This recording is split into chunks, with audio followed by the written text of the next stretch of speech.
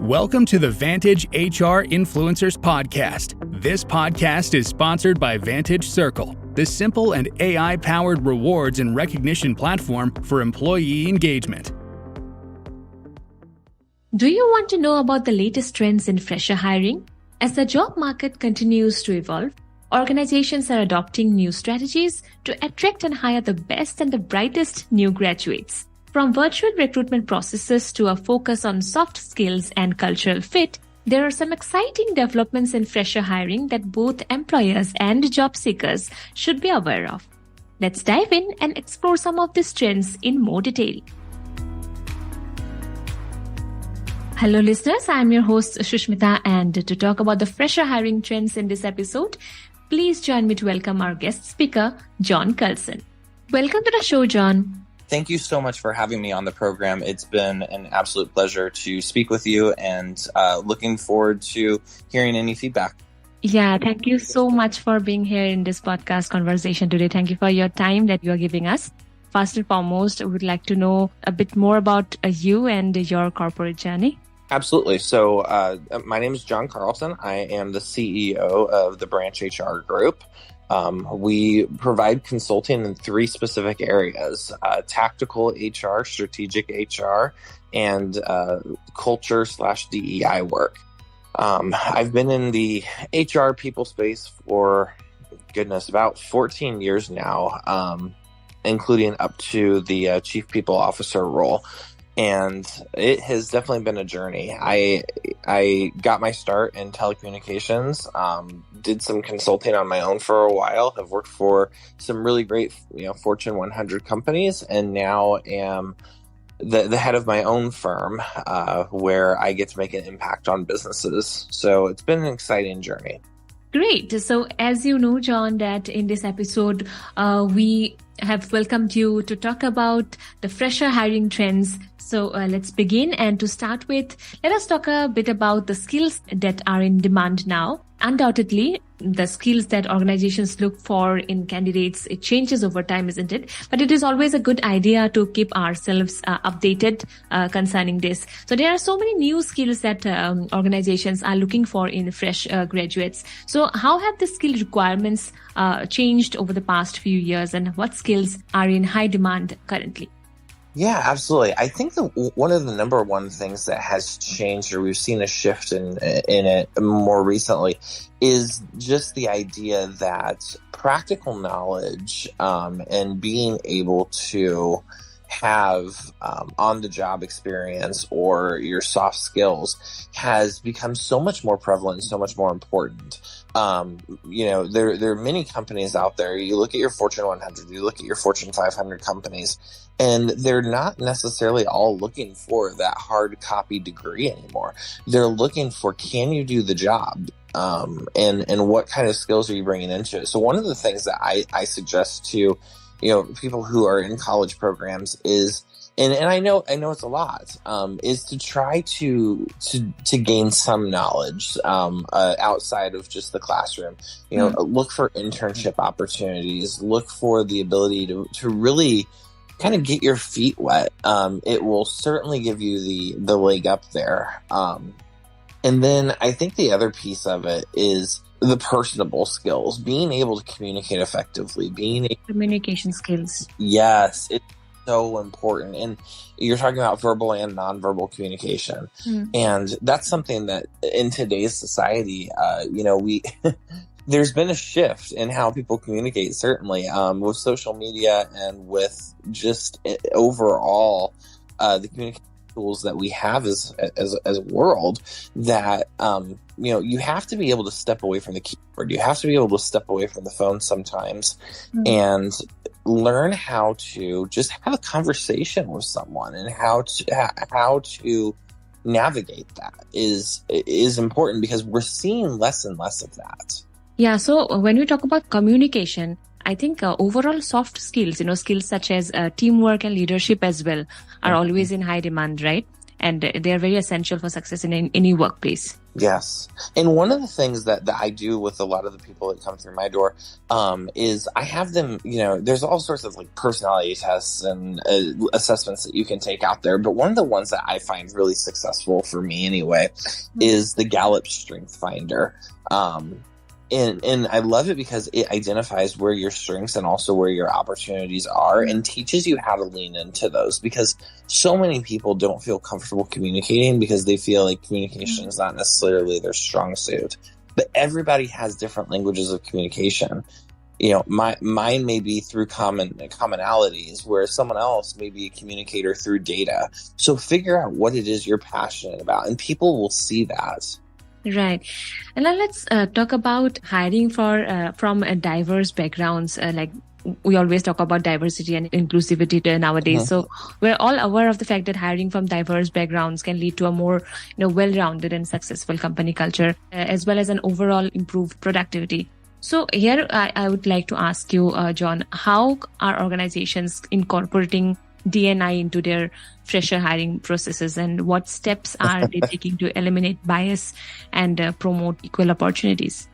Well, I think some companies are certainly doing it right, and I think some companies are doing it wrong. But one of the best ways to promote and expand your DEI hiring is by widening your funnel, looking outside of the box for candidates, creating college programs, creating veteran programs that will ultimately increase your bench of candidates. The worst thing that I see when I go in and consult for companies are companies who are just trying to hit a target number, who say, we need 13 black and brown individuals in order to hit this quota. Because you're not doing it the right way. All you're doing is at that point you're being performative, and it's tokenism. So I think that the number one thing that you can do is take a look at what your hiring process looks like. Yeah. What levels of accessibility are there into your company?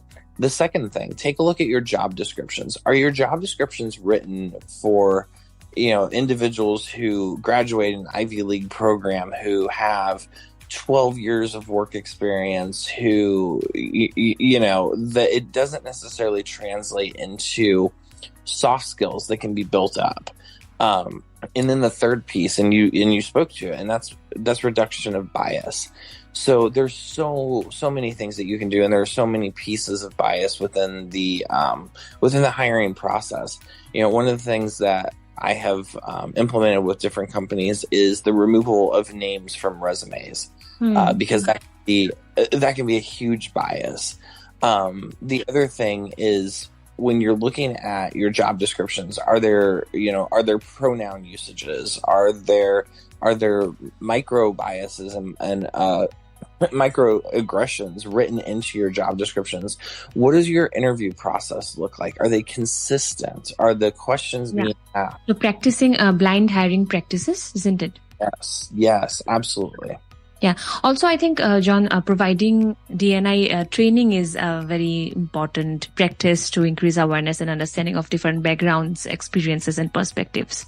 It is, absolutely. DEI training, as well as, in general, interview training. There's so many interviewers or managers that do interviewing that have never been trained how to interview. Yeah, right. Yeah, and in the same line, I think we talk about AI in the hiring process. Like, many companies have gone on to use it now, but our listeners would be interested to know how emerging technologies like AI and machine learning are impacting fresher hiring trends, and what new opportunities do they present for both companies and job seekers. I think we're on the cusp of a lot of change within the way that we hire, within the way that we view candidates, within the way that we sort through resumes even. And I think AI is showing us that there's capabilities out there. I think the one thing that I would say about AI that's makes me a little bit nervous is when you think about AI, the information that's fed into it, because unconscious bias lies within all of us, has inherent bias within it. So who's checking the AI? And that's the part that, until we perfect that, if it can be perfected, there always needs to be a system of checks and balances because there will always be bias, within the world. So being able to recognize that and being able to recognize and audit that within our own technologies as well is critically important, or else we're just perpetuating the same issue. So John, in any kind of AI-based hiring, there is a lack of human connect, a lack of human interaction, human touch, which definitely affects the candidate's experience very negatively. So what do you have to say about that? I agree. One of the trends that I've been seeing over the last, we'll call it a year to year and a half, is first rounds being done by video interviewing. Mm-hmm. It removes the human interaction. And I understand why companies try to do it. They try to, ease the process up a little bit. They probably have a bottleneck in their HR department, and reviewing 1,000 resumes is time consuming. But the candidate experience is the most important setup that you're going to have with that potential employee to set up them for success for your company. So it does a disservice to the candidate, and it does a disservice to your company when you try to skip steps. Yeah. Also, while researching for this conversation, I got an research from the Walmart Global Tech India that went on to address that global gender mandate by tailoring hiring hackathons exclusively for females. So through this campaign, Walmart exceeded gender diversity mandate by hiring 300 plus female coders across all engineering colleges. So do you think initiatives like this can have a significant impact in hiring a diverse workforce? I think so, absolutely. The more programs that you can put out there that allow accessibility into areas that may or may not be as accessible to those individuals in the past, is specifically you look at women in tech, then yes, I think that's great. But my next question is, okay, once we have those individuals on board, how are we treating them? Historically, Walmart has not been known to treat their employees very well. So I think it's all good and well to create those programs, but once you have those diverse employees, what are you doing with them to show them that there's a career and that there's development and that you're nurturing them and that they truly belong there? Yeah. So employee experience comes here, isn't it? That's an important factor while hiring, as well as keeping and retaining the employees in your organization. Well, the one thing that people miss the most when you're talking about diversity, equity, and inclusion is the B, which is belonging. Once you have the diversity, equity, and inclusion, how do they feel like they belong? Do they feel like they belong? Because most companies that do it wrong have a massive turnover of their minority employees simply because they don't feel like they belong once they join the organization. Mm-hmm. Yeah, so this was about DEI. So the hiring trends for freshers, it varies from year to year. But based on the current industry trends and predictions, would you like to walk us through some other trends that organizations are currently using on? Well, I think right now there's a scarcity mindset within organizations, and a lot of organizations are trying to do more with less. And, we find ourselves in a predicament right now because of the global economy. And I think we're still trying to weather through a lot of the after effects of COVID. So you see a lot of companies who are trying to work through hybrid policies, through bringing employees back to the workplace that have been out for a while. There's trends in the fact that the individuals that you might have looked for college degrees, like we spoke about earlier, are not necessarily looking for that as much. So I think the number one thing that I can suggest to the workforce in general is understand what it is that you desire and that you are looking for in an organization. Because one thing that I've seen happen a lot recently is that people have so much choice when it comes to their employers. And they're choosing the culture of an organization based off of their own personal morals and cultural beliefs. And if companies are not willing to adapt, to evolve, to change themselves, to really adopt a growth mindset, they're going to lose employees. They're going to continue to lose employees, and they're going to continue to have a hard time hiring employees. I think it comes down to, one of the sayings is that failure to adapt and to evolve leads to extinction. And we've seen that with so many large companies that simply didn't think that they needed to evolve or adapt themselves for the workforce. I talk to CEOs and executives constantly that I consult for, and they're like, "Oh, the millennials. What are we going to do? The millennials are coming." And I said, "You're about 15 years behind. The millennials are here. What are you doing for the next generation and the next generation?" We're in a really cool time because we've never had in the workforce, I believe, 4 generations of people. And so what is your company doing to help to adapt and nurture 4 different generations with 4 different generational needs and unique personality traits? Definitely, upskilling and reskilling. Companies, it's high time that they invest in more, upskilling and reskilling programs to help not only just freshers but everyone from every age generation develop their skills that they need to succeed in the job market and stay competitive in their careers, isn't it? Absolutely, yes. So now, John, let's talk about assessing and evaluating the effectiveness of fresher hiring programs, which is equally important, I believe, isn't it, John? Because without evaluation, we can't really know if we are meeting our objectives and our goals. And to be more specific, it would be great if you can talk about the metrics that we can use to track and evaluate. Yeah, absolutely. I mean, you have your traditional HR metrics, right? Where you look at retention, you look at number of positions, you look at gender equality, you look at, pay and compensation, and analysis, and looking between all of your employees to make sure that the numbers are aligned. We look at time to hire, we look at cost per hire. There's a lot of numbers with HR.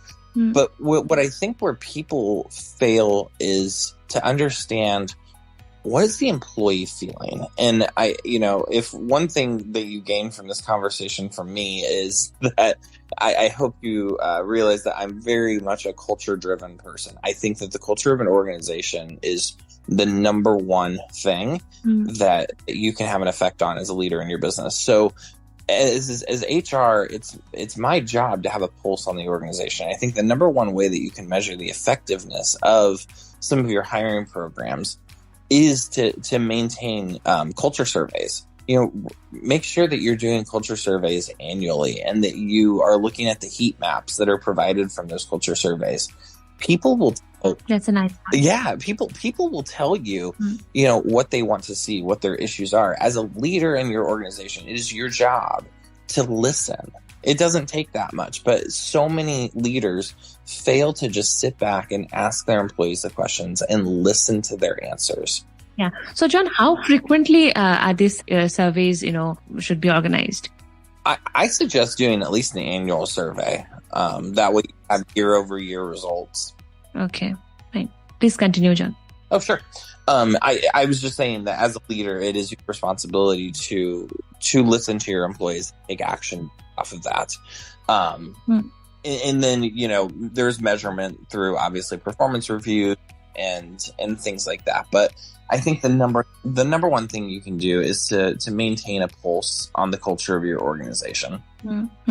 Brilliant, John. Thank you for pointing this out to our audience today. So anything at the end that you want to add up? I guess I would summarize with everything that's gone on for the past 2.5 years, with the murder of George Floyd, with COVID, with the change in the workforce, with the focus on diversity, equity, and inclusion. We have come to a point where it's time for leaders to step up. It's time for them to put their money where their mouth is. And those that made a commitment to change, specifically in the diversity, equity, and inclusion space, people are watching. And people are still demanding change. And employees or future employees are still choosing not to work at companies who don't get it right. And that would be my word of advice to the employers and companies out there. Focus on your culture, focus on your people, and the rest will come. Our audience might ask you further questions. They might want to provide some feedback, or they might want to work with you, or they may simply want to be in touch with you. So it would be great if you can tell us how they can reach out to you. Absolutely. So you can find me. Our website is www.thebranchr.com, as well as I'm on LinkedIn. I believe my handle is John D. Carlson 1, and I'd love to stay in contact. Great. So before wrapping up, I would like to take a moment to express my sincere, gratitude to you for accepting our invitation and being a part of this conversation today. It has been an absolute pleasure to have you share your insights and experiences on this important topic today, John. Once again, a big thank you for your time and dedication in making this podcast a success. I'd also like to thank our listeners for taking the time to tune into this conversation. Stay tuned till next time. Thanks for listening to the VantageHR Influencers Podcast. Please do subscribe to VantageHR Influencers Podcast on Apple Podcast, Spotify, and our YouTube channel for new episodes.